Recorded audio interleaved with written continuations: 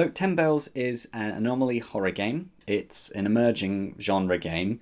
It's kind of similar to PT and Exit 8, along with other similar games like Stairway 7 and similar sort of anomaly games. You're stuck in an endless loop. What makes 10 Bells unique is that it's set in a pub and there's story elements, and the quality bar is a little bit higher than some of the other offerings on the market. So that's what 10 Bells is. And this is a post-mortem of how 10 Bells kind of went. These questions are from fans of the game, and hopefully it gives some insight and some background information into the game as well. Did we have any scrapped ideas? Not really. It was really interesting. Me and Vin had quite a succinct idea of what we wanted for 10 Bells. It was Vin's original idea, and we knew we wanted something akin to PT, and we were really modelling the game on Exit 8, but we wanted to include story, and we wanted to include sort of the English cultural aesthetic and vibe of the pub, and that kind of worked really well, and that was our North Star, and nothing really changed from the initial concept and the initial design of the game. So it came out exactly as we thought, but better. So it was the best case scenario, really. In terms of scrapped ideas, we have a few things that were left on the cutting room floor. So Charlie is one of the characters in the game. He was initially going to feature as a character, but due to time constraints, we just didn't have him modelled in the end. Other things, like there were certain anomalies that were left out. For example, one of the anomalies that isn't in the game is a pint glass on the pub that moves up and down in a spooky sort of way, and it only moves at certain time frames, and you can hear it at certain points in the pub. Ultimately, moving items was derivative of other anomalies in the game, and so therefore that was cut. And there are other ones as well that just never made the cut because they were just too similar to other anomalies that were already in the game. It was really important to us to make all the anomalies stand up on their own feet, not be derivative, and include something that's new for the player, whether it's a different location in the pub, whether it's a different way that the anomaly is triggered, how it reacts to the story, because we wanted everything in the game to relate to the story. And so lots of things didn't quite make the cut that were left on the cutting room floor. But everything that did make the cut we're really happy with, so we're not really too bothered. And it's just part of the process, at the end of the day. Behind the scenes. So here we have the original concept, proof of concept for 10 Bells, the sort of dogleg loop that's similar to Exit 8 and some other games as well. We wanted just initially to prove the concept with just a simple corridor. And ultimately we changed that because we just thought it was too similar to Exit 8, and we wanted to come up with something that was a bit different, a bit our own. But this was using the loop. Added some colour, just to prove that we could have this end loop section that we called the loop section, start loop and end loop, that we could attach to either side of a map, showing that was working. And then if you go around the loop, you'll go back to the beginning. Basically just using some clever rotation and moving of some based on some triggers. Quite simple, really. So we're quite happy when we got this sorted.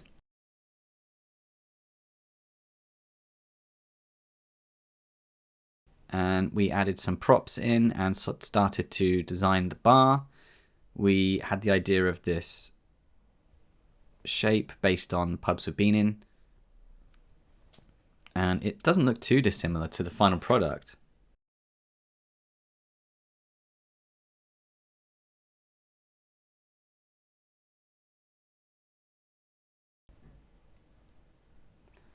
And then we had the idea to extend the bar to have two separate sections. And initially we did it lengthways because we thought that would have more gameplay area and more spooky things to happen on the floor, but it just didn't look like a pub. And it's large as a pub goes in any case. I had the idea of the corridor, but didn't have the idea to put doors in there. And yeah, didn't put in the loop. Here's spooky Clara. And it looks fairly similar to the end product now. We didn't do any lighting. The roof was one of the last things to be put on the game.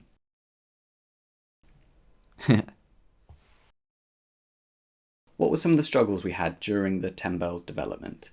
The biggest struggle, I would say, is not knowing how long the average playtime of the game would be. So why is that even important? What we were trying to make is what I called a fast food game. So a quick attention grabbing, pick up and play, and then throw it out. So a one play game. So a game you only play once for about 20 minutes, half an hour. You've done all the game, that was good, move on to the next one, don't pay any more attention. Similar to how people were playing these anomaly type games like Exit 8. It seemed like they were picking up the game, playing it all the way through, doing a complete run through of the whole game from start to finish, in under an hour, and then moving on to the next game. That was the kind of model that we were wanting. And so what we thought we were making was a 20-minute experience. It turns out that the average playtime now is about an hour and a half. That, of course, is with an extra game mode, Nightmare mode, and some alternate endings and seasonal content and updates to anomalies, so people are replaying the game. But when we had just version 1 of the game, if you like, with one playthrough and just the normal amount of anomalies, it was still 1 hour 15 to 1 hour 20 was the normal playtime, the average playtime, which we just thought was bonkers. We never thought that we'd made that much content in the short sort of space of time that we made the game in. We made the game in about 4 months. So I started at the beginning of May. Vin joined a few weeks afterwards, full-time, on the game. And we launched at the end of August 31st, 2024. And so, yeah, we had no idea the length of the game we were making. We had people playtest the game, but it was never thorough because, for one, we could never get the fans of the genre that we were targeting. 2, there was time constraints because we wanted to launch the game as quickly as possible. That information could have been useful because we could have changed the marketing, we could have changed the price point, we may or may not have done a demo, we just will never know. One of the other struggles we had with 10 Bells was not being able to build a community before the launch of the game. We all know that the launch of a Steam game is crucially important, and wishlists are a huge driver in how a game will be successful during launch. If you don't have many wishlists before launch, it's a real struggle to get momentum going for your game. Steam likes to show games that they know they're going to make a return on their time investment for. So Steam only promotes and shows games, firstly when they launch, and secondly dependent on how many wish lists they have. If you've got more wish lists, you'll get more launch exposure and you'll make more money. It's as simple as that. We launched the game with about 400 wish lists, which was nowhere near as enough to get a really good momentum on the launch of the game. We subsequently, since launch, have now got about 8,000 wish lists, which is in the Goldilocks zone, but we're now a few months out of launch, and so it's too little too late. You really need to build the community and launch with a following if you want to make it a commercial success. Like, one of the major reasons we launched the game in the first place wasn't necessarily to make money. A large part of it was to show that we could work together, was to release something for our portfolios and build skills and network and get our names out there to, funders, publishers, and people that may want to employ us or work with us down the line. So it's not just commercial reasons why we launched 10 Bells. Initially it wasn't. It was to, for a portfolio piece. It then turned out that it was, a good game, and so therefore it had potential to be financially successful, but we didn't go about it in the way that would mean that we're sort of retiring and sipping pina coladas on the beach. So that leads us into what would we have done differently. One of the things we definitely would have done differently would have been to ensure that IK handles were on the character models. We didn't realise at the time how much animation Vin would end up doing of the characters in 10 Bells. We initially had very scoped down ideas for what the characters would be doing in the game, and our brief to the person that did the character modelling, Justin Phillips, was very stripped down. We wanted very quick. We're working to a tight budget and time constraint, and so we wanted very little movement in the characters. It turns out that Vin, along with things like lighting and volumetrics, turned his hand a bit more to animation and got into quite cool animations in the game. So the characters do animate more than we initially had sculpted for 10 Bells. And he could have done more animations, and we could have pushed the boundary further if there were IK handles. If you don't know about IK handles, basically, if you've got a hand, we could have placed the hand somewhere and the elbow would have followed. And so we could have just animated the hand locations and the elbows would have just not needed animating. But Vin had to animate fingers individual fingers at individual places, and the wrist at an individual place, and the elbow in an individual place, and the body in an individual place. And it just makes it exponentially more time consuming to animate characters without IK handles. That's all you need to know. You don't need to know much about game dev other than that. So that was a requirement that we didn't need and we could have done with, based on the fact that Vin ended up getting quite good at animating the characters, and they seemed to work quite well in the game, and it seemed to be one of the selling points. So the animation was something that put us up in the quality bar that we were aiming for. So it was a good thing in the end for 10 Bells. We may or may not have launched a demo. We didn't know at the time that we'd made a good game that was an hour and 20 minutes long. We didn't want to make a demo because we didn't want to give an opportunity for someone to be interested in the game, play what they thought was going to be most of the game loop, and then discard the demo and not pay for the full game, because we didn't think there was that much content in the game. We thought we were making a 20-minute, half an hour experience at most. So now that we know we've made like an hour and a half game, we may have made a demo because there is enough content for people to buy more.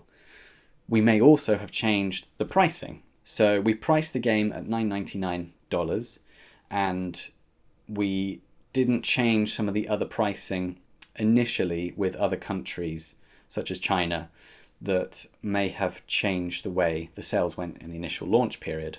So what's next for 10 Bells? Well, we've had loads of updates since launch. We've had a new Nightmare mode, game mode drop.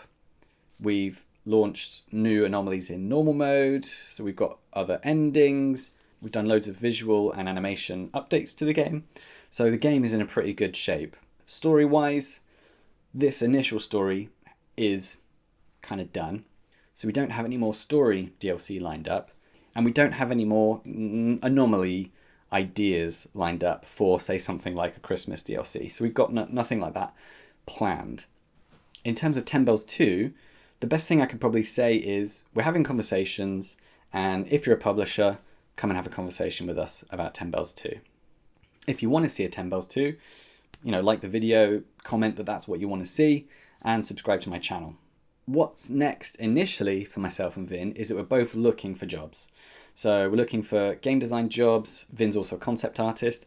He's streaming his next game, Long Gone, on Twitch. Subscribe to his Twitch channel, Hillfort Games. He's also got a Patreon as well, as do I. So search for Acrylic Pixel if you want to support me on Patreon there. As for me, I'm working on a few side projects, one of which is called The Lantern Ear, but I'm not really set on that name. It's basically an action-adventure game where you play a mouse-type creature. You've got a magical lantern, which uses light to help you in your gameplay. It's similar to Death's Door and Tunic. So subscribe, Patreon, comment that that's what you want to see, and I'll show you more of that stuff. So yeah, I'm going to do some more videos on 10 Bells. If you have any questions that I've not answered or want to find out more information about 10 Bells, then let us know in the comments, and I'll see you in the next one.